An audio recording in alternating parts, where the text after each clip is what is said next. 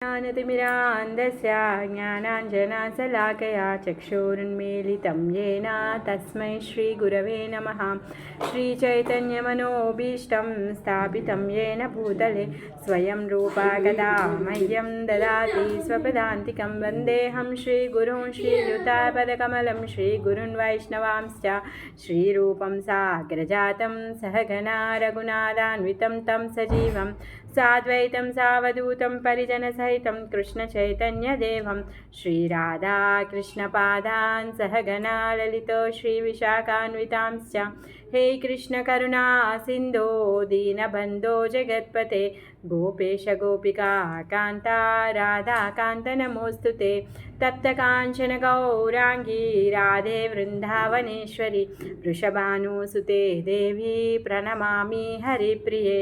वाञ्छाकल्पतरुभ्यश्च कृपा सिन्धुभ्य एव च पतितानां पावनेभ्यो वैष्णवेभ्यो नमो नमः। नमो विष्णुपादाय कृष्णप्रेष्ठाय भूतले श्रीमते भक्तिवेदान्ता स्वामिनिति नामिने। नमस्ते सारस्वते देवे गौरवाणी प्रचारिणे निर्विशेषा शून्यवादी पाश्चात्यदेशतारिणे। श्रीकृष्ण चैतन्य प्रभु नित्यानन्दा श्री अद्वैता गदाधरा श्रीवासादि गौरभक्तवृन्द। हरे कृष्णा कृष्ण कृष्ण हरे हरे हरे राम राम राम हरे हरे।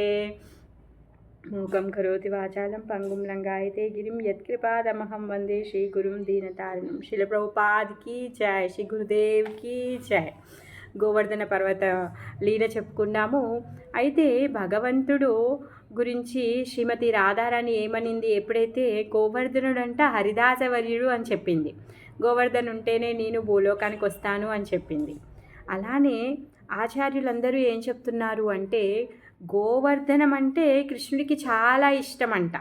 తన వైకుంఠ లోకాల్లో మథురా మండలం అంటే చాలా ఇష్టమంట. ఆ మథురా మండలంలో రాసస్థలి అయినటువంటి బృందావనం అంటే ఇంకా ఇష్టమంట. ఆ బృందావనంలో ఉన్నటువంటి గోవర్ధనం అంటే ఇంకా ఇంకా ఇష్టమంట కృష్ణుడికి. మరి అలాంటి పరమ ఇష్టమైనటువంటి గోవర్ధన ఉద్ధార లీల చెప్పుకున్నాము. తర్వాత ఇంద్రుడు తను చేసిన తప్పు క్షమించమని చెప్పి అడగడానికి వచ్చి ఇంద్రుడు అభిషేకం చేస్తాడు.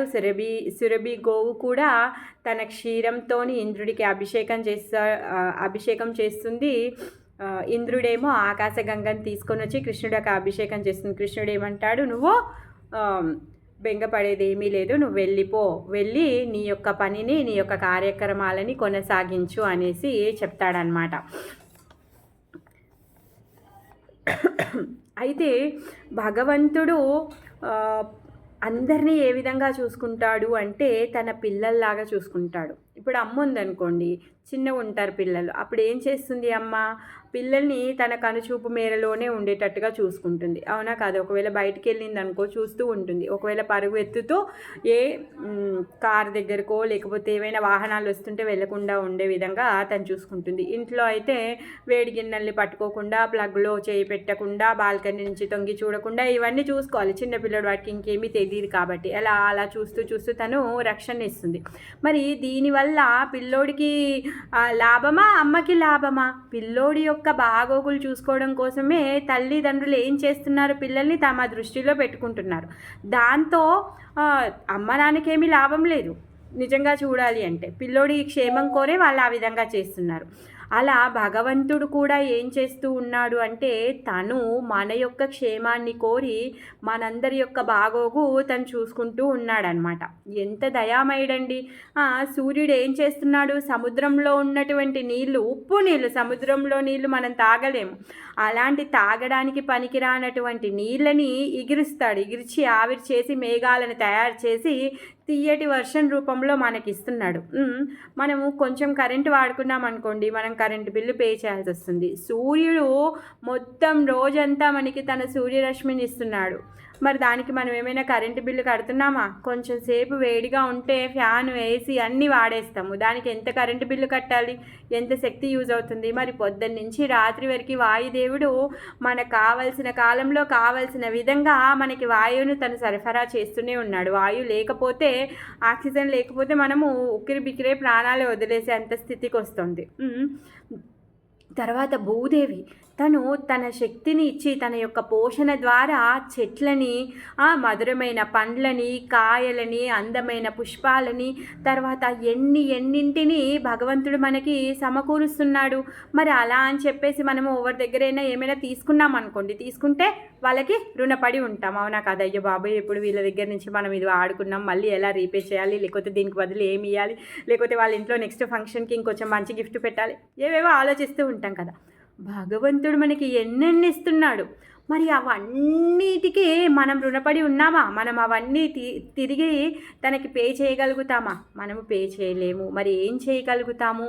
ఇవన్నీ భగవంతుడు మనకి ఇచ్చినందుకు మనం కృతజ్ఞతగా ఉండాలి. భగవంతుడి పట్ల మన యొక్క కృతజ్ఞతని మనము వ్యక్తపరచాలి అన్నమాట. ఇప్పుడు ఏ విధంగా భగవంతుడి యొక్క భక్తి చేసి, భగవంతుడి యొక్క సేవ చేసి మనం ఆ విధంగా కృతజ్ఞతని చెప్పాలి. మరి ఈ భౌతిక లోకంకి వచ్చాం. మనం ఇక్కడ ఏమనుకుంటున్నాం? మనం ఇక్కడే శాశ్వతంగా ఉండాలి అనేసి అనుకుంటున్నాం. కానీ భగవంతుడికి సంబంధించిన ఇవన్నీ లోకాలు కూడా, భౌతిక ప్రపంచం కానీ, ఆధ్యాత్మిక ప్రపంచం కానీ, పాతాళం కానీ, నరకం కానీ, ఏదైనా కానీ అన్నీ భగవంతుడి యొక్క ఆధ్వర్యంలో నడుస్తూ ఉంటాయన్నమాట.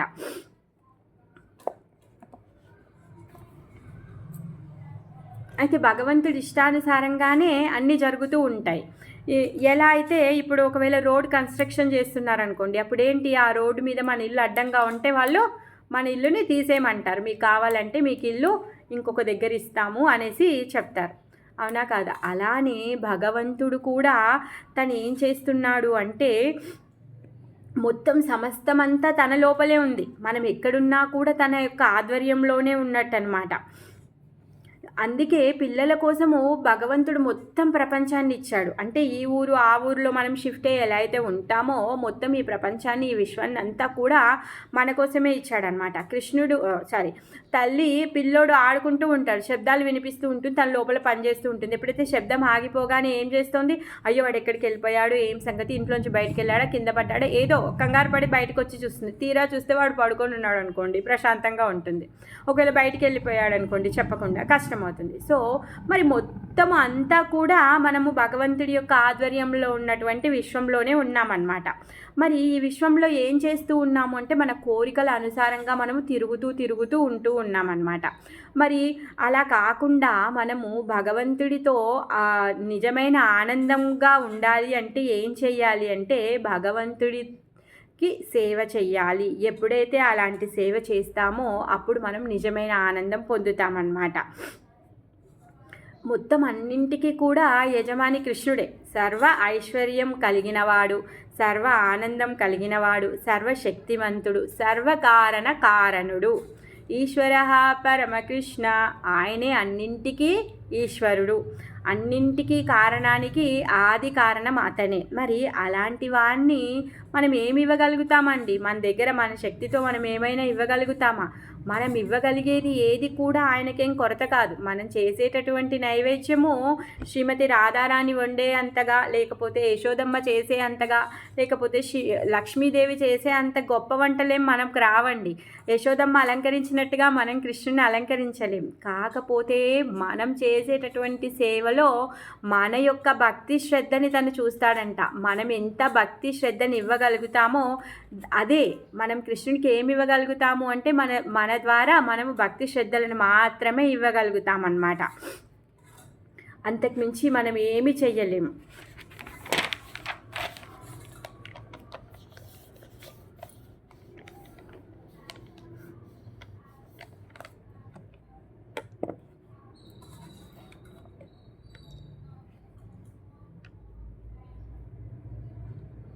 మరి అమ్మ నాన్న పిల్లలు తన నుంచి విడిపోతే తట్టుకోగలుగుతారా? తనతోనే ఉండాలి అనేసి అనుకుంటారు, తన ఆధ్వర్యంలోనే ఉండాలి అనేసి అనుకుంటారు. అదేవిధంగా భగవంతుడు కూడా మనమందరము కూడా ఆయన యొక్క ఆధ్వర్యంలో ఉండాలి, ఆయనతో సంబంధం ఉండాలి అని చెప్పేసి తను చూస్తూ ఉన్నాడనమాట. మనము ఆయనతో సంబంధము ఉండడం కోసంగానే ఇవన్నింటినీ మన కోసం ఏర్పాటు చేశాడు. మరి మనం ఆయనతో సంబంధం ఎలా పెట్టుకుంటాము? ఆయనతో సంబంధంలో ఉండడం అంటే ఎలా అంటే ఆయన యొక్క నామ జపాన్ని చేయడం అనమాట. హరే కృష్ణ కృష్ణ కృష్ణ హరే హరే, హరే రామ రామ రామ హరే హరే. ఎప్పుడైతే మనం భగవంతుడి యొక్క నామ జపం చేస్తామో మనము భగవంతుడితో సంబంధం పెట్టుకున్నట్టు అనమాట. మరి ఇంద్రుడికి గర్వం వచ్చింది కదా, గర్వం వచ్చింది, ఇప్పుడు గర్వభంజన అయిపోయింది, మళ్ళీ ఇంద్రుడు వెళ్ళిపోయాడు. చివరికి ఇంద్రుడు ఏం అడిగాడు? నేను మళ్ళీ ఇలాంటి గర్వాన్ని పొందకుండా ఉండే విధంగా స్వామి నీ యొక్క ఆశీర్వాదాన్ని ఇవ్వండి అనేసి అంటున్నారు. సరే, ఇంద్రుడికి గర్వం వచ్చింది కాబట్టి భగవంతుడు స్వయంగా తను ఇంద్రుడి యొక్క గర్వాన్ని అణిచివేశాడు. మరి మనకి గర్వం వచ్చిందనుకోండి, మనమేం చెయ్యాలి అంటే మనము ఎవరైతే అనుకువతో ఉంటారో, ఎవరైతే భగవంతుడికి శరణాగతి పొందారో, ఎవరైతే ఆ భగవంతుడి యొక్క భక్తుల సేవలో నియుక్తులై ఉన్నారో అలాంటి వాళ్ళ దగ్గరికి వెళ్ళి వాళ్ళని మనము అబ్జర్వ్ చేయాలి. వాళ్ళు ఏం చేస్తున్నారు, మనం వాళ్ళకి వెళ్ళి సేవ చేయాలి. అప్పుడు ఏమవుతుందంటే మన గర్వం నాశనం అవుతుంది అన్నమాట. ఎందుకు? మనం ఏమనుకుంటున్నాం? అన్నిటికీ సర్వస్వం మనమే అనుకుంటున్నాం, ఏదైనా మనం చేస్తేనే అవుతుంది అనుకుంటున్నాం. అందుకోసంగానే మనము ఈ గర్వాన్ని పొందామన్నమాట. మరి ఈ గర్వం పోగొట్టుకోవాలి అంటే భగవంతుడి యొక్క భక్తుల సేవ చేస్తూ వాళ్ళతోని తిరుగుతూ ఉంటే అప్పుడు మనము మన లోపల ఉన్నటువంటి గర్వాన్ని మనము త్యజించగలుగుతామన్నమాట. లేకపోతే చాలా కష్టం అన్నమాట.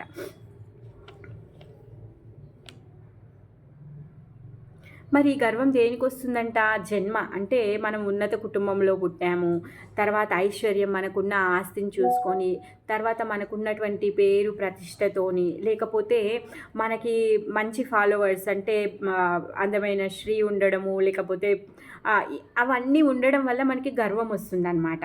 ఆ విధంగా మరి ఇప్పుడు ఇంద్రుడికి గర్వం ఎందుకు వచ్చిందంటే నేను మొత్తం 3,000,000 దేవతలందరికీ నేనే రాజుని, అందుకే మళ్ళీ ఇంకా ఈ వృందావన వాసులందరూ ఇంత అభివృద్ధి ఎలా చెందుతున్నారు, నేను వర్షాలు ఇవ్వడం వల్లే వీళ్ళందరూ అభివృద్ధి చెందుతున్నారు, అందుకని చెప్పేసి వాళ్ళు యజ్ఞం చేస్తున్నారు అని చెప్పేసి తనకి ఈ గర్వం వచ్చేసింది అనమాట.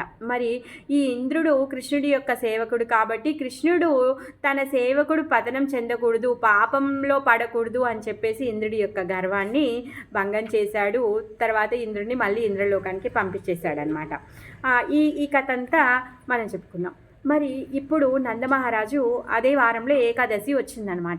ఏకాదశి వ్రతం చేసిన తర్వాత ద్వాదశి రోజు పారణ చేయాలి. అయితే ఆ రోజంట పారణ సమయము తెల్లవారుజామునే వచ్చిందంట. ఆ ముహూర్తం ఏదైతే మనం బ్రహ్మ ముహూర్తం అనుకుంటామో ఆ బ్రహ్మ ముహూర్తం కంటే 2 గడియల ముందు వచ్చిందంట. అప్పుడు ఈ నందమహారాజుతో పాటు వేరే వేరే గోపులు ఉంటారు కదా ఆ బృందావనంలో, వాళ్ళందరూ కూడా కలిసి ఈ యమునా తటానికి వెళ్ళారంట. యమునా తటానికి వెళ్ళారు. అయితే నందుడు సరే ఇంకా 2 గడియలే ఉంది కదా అని చెప్పేసి నందుడు యమునా జలంలోకి దిగిపోయాడనమాట. మరి ఇది బ్రహ్మ ముహూర్తం కంటే 2 గడియల ముందు దిగిపోయాడు కాబట్టి అక్కడ ఒక భటుడు ఉన్నాడంట. ఎవరు ఆ భటుడు అంటే వరుణుడి యొక్క భటుడు అనమాట. తను ఏం చేస్తున్నాడు? రాజభటుడులా ఉన్నాడు, కాకపోతే తను నీళ్ళల్లో ఉన్నాడు కానీ ఆయన ఏమంటే జలచరం అనమాట. ఇంకా వరుణ అంటే మొత్తం వరుణ రాజ్యం అంతా నీళ్ళల్లో ఉంటుంది. మరి వాళ్ళందరూ నీళ్ళల్లో ఉండే వాళ్ళందరిని ఏమంటారు? జలచరులు అంటారనమాట. సో ఆయన ఏం చేశాడు? అందరూ చూస్తూ ఉండగానే ఆ భటుడు నందమహారాజుని పట్టుకొని అరెస్ట్ చేసేసి తను తీసుకొని వెళ్ళిపోయాడు, నీళ్ళ లోపలికి తీసుకొని వెళ్ళిపోయాడు అనమాట. అప్పుడు ఈ గోపులందరూ ఉన్నారు కదా, వీళ్ళందరూ చూస్తున్నారనమాట. చూసి నందా నందా నందా అనేసి పిలుస్తున్నారు. సో ఎంతకు పలకరు, ఎలా ఏం చేస్తారు? ఇప్పుడు వాళ్ళు యమునలో దూకి తీసుకొని రాలేరే, వాళ్ళతో అవ్వదే. వెంటనే రామ కృష్ణ అనేసి పిలుస్తూ ఉన్నారనమాట. ఇక్కడ ఉన్నటువంటి బృందావన వాసులకి ఏంటి, ఎప్పుడు కానీ ఏ కష్టం వచ్చినా, నష్టం వచ్చినా, ఆపద వచ్చినా, సంతోషం వచ్చినా ఒకటే, కృష్ణ రామ అంటే బలరామ, కృష్ణ అంటే కృష్ణ. సో వాళ్ళిద్దరిని వేడుకోవడం వీళ్ళు చేసేది. వాళ్ళ తన మాన ప్రాణాలు రామకృష్ణులు అనమాట. అలా ఈ నందుడు కనిపించకపోయేసరికి తర్వాత ఓ కృష్ణ ఓ రామ అనేసి పిలుస్తూ ఉన్నారనమాట.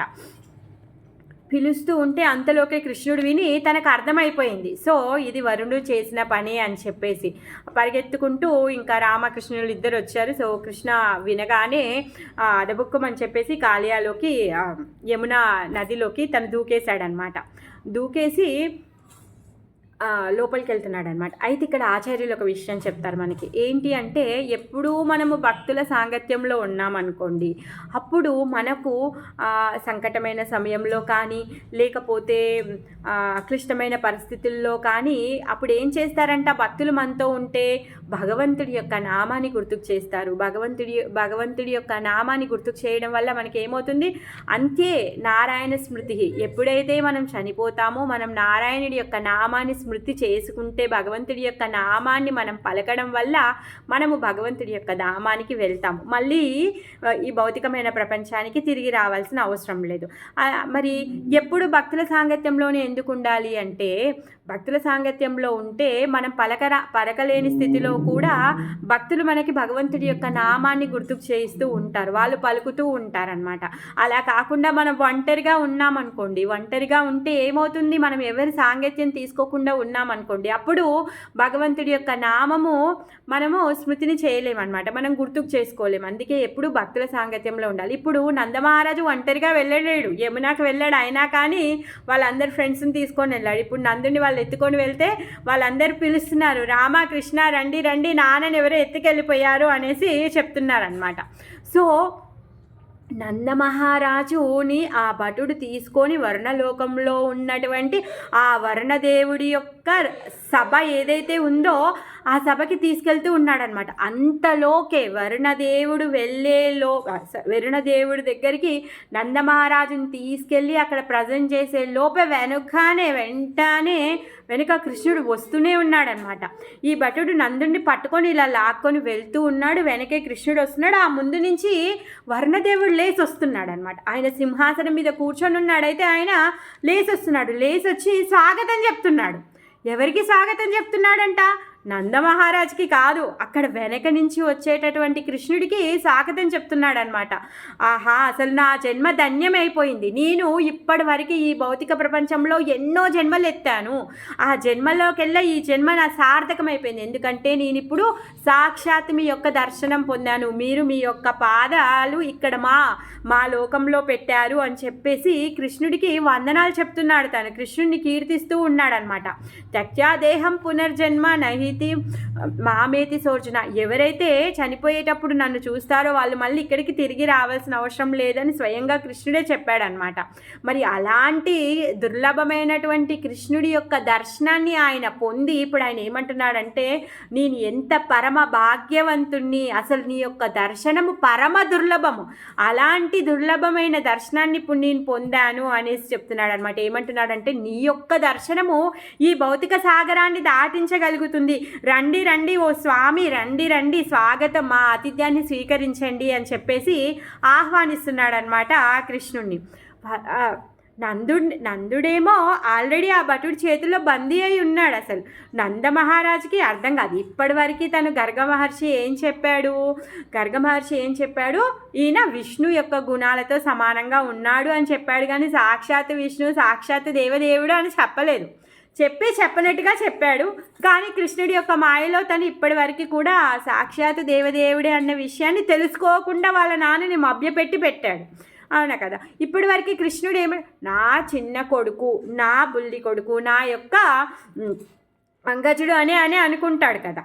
సో మరి ఇప్పుడు ఆయన చూస్తున్నాడు అన్నట్టు నందమహారాజు, ఈ వరుణుడు వచ్చి స్వాగతాన్ని పలకడం, కృష్ణుని చూసి పలకడం ఇదంతా చూస్తున్నాడు అనమాట. చూసి ఆశ్చర్యపోతున్నాడు అనమాట. ఇంకేమంటున్నాడంటే, వరుణ, మా ఆతిథ్యాన్ని స్వీకరించండి, మీరు ప్రసాదాన్ని స్వీకరించండి, మేము ఇచ్చేటటువంటి గిఫ్ట్లని స్వీకరించండి, ఉచిత ఆసనాన్ని స్వీకరించండి అని చెప్పేసి వాళ్ళు చెప్తున్నారు.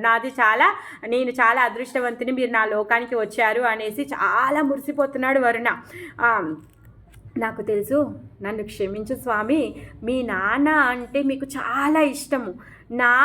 ఎవరైతే సర్వెంట్ ఉన్నాడో అందులో ఒకతడు మూర్ఖుడు, వాడికి తెలీదు, నీ గురించి తెలీదు, మీ నాన్న గురించి తెలీదు. తెలియక ఏదైతే బ్రహ్మ ముహూర్తం ఉందో దానికంటే ముందు అలాంటి సమయంలో నీళ్ళల్లోకి దిగకూడదు, అది అపచారం. అదొక్కటే వాడికి తెలుసు, అంతకుమించి ఇంకొకటి తెలియదు. అసలు దిగిన వాళ్ళు ఎవరు, ఎందుకు దిగారు, వాళ్ళ తండ్రి వాళ్ళ కొడుకు ఎవరు, తనకి ఏమీ తెలియదు. మూర్ఖుడు అలా మిమ్మల్ని పట్టుకొని వచ్చేసాడు, మమ్మల్ని క్షమించండి, మీ నాన్నని తీసుకొని వెళ్ళండి మీతోని అనేసి వరుణ ఎదురుగా వచ్చి కృష్ణుడిని ప్రార్థిస్తూ తను చెప్తున్నాడు అనమాట. ఇంకేమంటున్నాడంటే మా ఆతిథ్యాన్ని స్వీకరించండి అనేసి అంటున్నాడు అనమాట. మీరు మా గృహానికి వచ్చారు కాబట్టి మేము చాలా పవిత్రులమైపోయాము, పరమ ఆనందం పొందాము అనేసి అంటున్నాడు. ఇంకా ఆయన యొక్క ఉచితాసనం ఏదైతే వరుణదేవుడు కూర్చున్నటువంటి ఆసనం ఏదైతే ఉందో ఆ ఆసనం పైన నందమహారాజుని కూర్చోపెడతాడనమాట. తర్వాత పక్కకి కృష్ణుడు కూర్చుంటాడనమాట. నందమహారాజు రాజ ఆసనంలో కూర్చున్నాడు, పక్కకి కృష్ణుడు ఉంటే మరి వరుణుడు లేచి దండ ప్రణామాలు కృష్ణుడికి చేస్తున్నాడనమాట. కృష్ణుడికి చేసి కృష్ణుడిని కీర్తిస్తూ ఉన్నాడనమాట. అసలు ఇదంతా చూస్తూ నందమహారాజు పరమ ఆశ్చర్యంలో ఉన్నాడు. అక్కడ ఆయన యొక్క వైకుంఠ ఐశ్వర్యం ఏదైతే ఉందో కృష్ణుడి యొక్క వైకుంఠ ఐశ్వర్యాన్ని అంతా ఈ నందమహారాజు దర్శనం చేసుకున్నాడు. అలానే వర్ణదేవుడు కూడా చేసుకున్నాడు అనమాట. సో వాళ్ళకి మంచిగా భోగాలన్నీ అర్పించారు, గిఫ్ట్స్ ఇచ్చారు. తర్వాత వాళ్ళని వెళ్ళిపోమని చెప్పారంటే ఇక సాగనంపారనమాట, సెండ్ ఆఫ్ చేశారు. మరి ఎప్పుడైతే ఈ వరుణదేవుడి దగ్గరికి వెళ్ళారో వెళ్ళిన తర్వాత మనం నీళ్ళలో తడిస్తే ఎలా అయిపోతాం, తడిచిపోతాం, బట్టలు ముద్దలైపోతాయి, తర్వాత మొత్తము శరీరం అంతా తడితో ముడతలు కూడా పడిపోతుంది. కానీ అక్కడికి వెళ్ళిన తర్వాత ఈ వరుణదేవుడు నందమహారాజ్కి గిఫ్ట్ చేశాడనమాట. తను అలా అవ్వకుండా వాటర్ ప్రూఫ్ బట్టలు, తర్వాత మంచి అలంకరణ, తర్వాత రత్నాలు మణులతో కూడినటువంటి జ్యువెలరీ అవన్నీ కూడా ఇచ్చారనమాట. సాక్షాత్ లక్ష్మీపతి కృష్ణుడికి కూడా అవన్నీ ఇచ్చారు. సో వీళ్ళిద్దరూ ఆ వరుణదేవుడు ఇచ్చినటువంటి కానుకలని, వస్త్రాలని, అలంకారాలని ఇవన్నింటినీ కూడా వేసుకొని వాళ్ళు నీళ్ళల్లో నుంచి లోపల నుంచి మంచిగా నెమ్మదిగా నడుచుకుంటూ పైకి వస్తున్నారనమాట. పైకి వస్తుంటే ఆ పైన ఉన్నటువంటి ఈ గోపులందరూ ఉన్నారు కదా, ఆ సన్నివేశాన్ని చూసి ఆశ్చర్యపోతున్నారనమాట. ఏంటి మీరు నీళ్ళల్లో నుంచి వస్తున్నారు, అసలు మీ బట్టలు ఇంత కూడా తడవలేదు, అసలు మీరు ఇంత అందంగా తయారయ్యారు, అసలు ఏంటి ఏంటి అనేసి ఆ గోపులందరూ నందమహారాజు చుట్టూ కూడి అడుగుతూ ఉన్నారనమాట. కృష్ణుడు అంతకే ఇంకా వాళ్ళ ఫ్రెండ్స్ దగ్గరికి వెళ్ళిపోయాడు. నందమహారాజు చెప్తున్నాడు అనమాట, కృష్ణుడి యొక్క అసలు వెల్కమ్ ఆ వరుణదేవుడు ఎలా చెప్పారు, అసలు ఎందుకు తీసుకెళ్ళాడు ఆయన నిన్ను అంటే, అసలు ముహూర్తం కాకముందు నీళ్ళల్లో దిగాలని చెప్పేసి పనిష్ చేయడానికి తీసుకెళ్లారు. కానీ మన కృష్ణుడు మన కన్నా వచ్చాడు కదా, మన కన్నా వచ్చాడా, అసలు వరుణుడు సింహాసనం నుంచి లేచి స్వాగతం చెప్పి ఇగో ఇలాంటి వాటర్ ప్రూఫ్ బట్టలు, ఈ నగలు ఇవన్నీ ఇచ్చి మాకు పరమ ఏమంటారు వైకుంఠవాసంలో ఉన్నటువంటి అవన్నీ కూడా మాకు ఎలా అంటే అలా ఉంది అక్కడ ఐశ్వర్యం, మాకు అదంతా నేను దర్శనం చేసుకున్నాను, అక్కడ వాళ్ళు పెట్టింది తిన్నాము, ఇచ్చినవి తీసుకున్నాము, ఇది అది అనేసి చాలా చెప్పేశారనమాట. చెప్పగానే వీళ్ళందరూ ఎవరైతే ఈ గోపులు ఉన్నారో వీళ్ళందరూ కూడా వాళ్ళ మనసుల్లో ఏమనుకుంటున్నారు అంటే, ఆహా నందమహారాజు ఎంత అదృష్టవంతుడు, ఆ కృష్ణుడంట దేవాది దేవుడంట, దేవాది దేవుడితో కలిసి నందుడున్నాడు, ఆయన ఈ వైకుంఠ దర్శనం అంతా చేసుకున్నాడు, మాకు కూడా కలుగుతుందా అని చెప్పి వాళ్ళకి లోపల కోరికొచ్చిందంట. భగవంతుడి యొక్క ఐశ్వర్యాన్ని, ఆ వైకుంఠాన్ని అవి చూడాలి అని చెప్పేసి వాళ్ళకి కోరికొచ్చింది. వాళ్ళు ఏమనుకుంటున్నారంటే కనీసం ఈ జన్మ అయిపోయిన తర్వాత మేము ఆ భగవద్ధామానికి వెళ్తామా, ఆ వైకుంఠానికి వెళ్తామా అనేసి వాళ్ళకి సందేహం వచ్చిందంట మనసులో.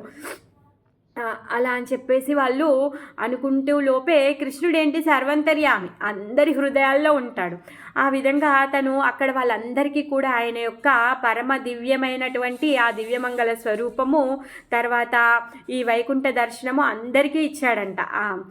కృష్ణుడే వైకుంఠంలో ఎలా ఉన్నాడు అంటే ఆయన చుట్టూ వేదాలు గానం చేస్తూ ఋషులందరూ ఆయన చుట్టూ ఉండి కృష్ణుడిని వేద మంత్రాలతో పూజిస్తూ ఉన్నారనమాట. ఆ దృశ్యాన్ని వీళ్ళందరూ కూడా చూసి వాళ్ళని వాళ్ళు మర్చిపోయారనమాట. ఎందుకు వాళ్ళు అప్పుడే కోరుకున్నారు ఆ దృశ్యాన్ని మేము కూడా చూడాలి అని చెప్పేసి. ఎమ్మటే అవన్నీ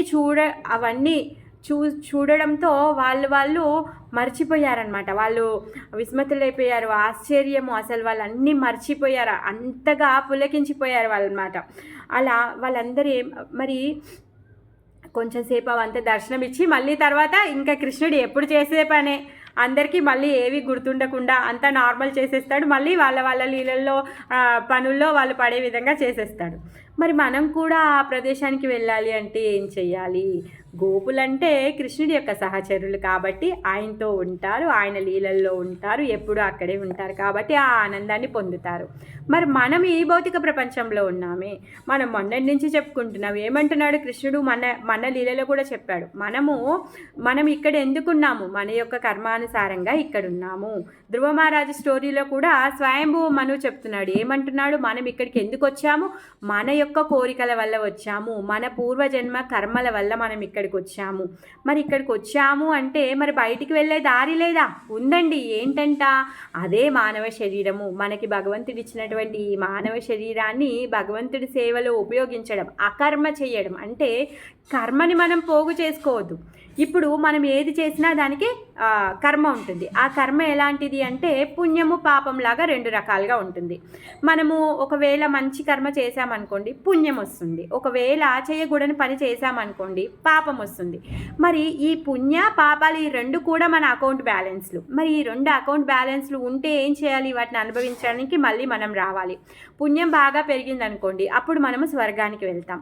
స్వర్గానికి వెళ్ళి ఆ పుణ్యం అంతా ఖర్చు అయ్యేంతగా ఆ స్వర్గంలో ఎంజాయ్ చేస్తాము. పుణ్యం అంతా అయిపోయిన తర్వాత తిరిగి భూలోకానికి వస్తాం.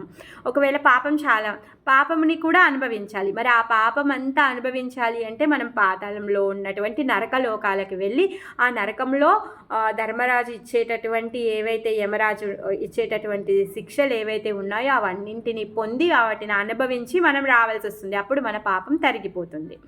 మరి పుణ్యం వచ్చినా మళ్ళీ పుట్టాలి, పాపం వచ్చినా మళ్ళీ పుట్టాలి. మరి ఈ పాప పుణ్యలు లేనటువంటి కర్మలు చేయాలి, దాన్నే అకర్మ అంటారనమాట. మరి అది ఎలా చెయ్యాలి అంటే ప్రతి ఒక్కటి భగవద్ అర్పణంగా చేయాలి. ఎక్కరోషి యదశ్నాసి యజ్జోసి, ఏది చేసినా కూడా భగవంతుడు అర్పణంగా చేయాలి. ఏది తిన్నా భగవంతుడికి అర్పించి తినాలి. ఏం చేసినా అది భగవద్ అర్పణంగానే చేయాలి. పాటలు వినాలంటే భగవంతుడి యొక్క కీర్తన వినాలి, నోటితో భగవంతుడి యొక్క కథలు చెప్పాలి, చెవులతో భగవంతుడి కథలు వినాలి, గుడికి వెళ్ళాలి, గుళ్ళో సేవ చేయాలి.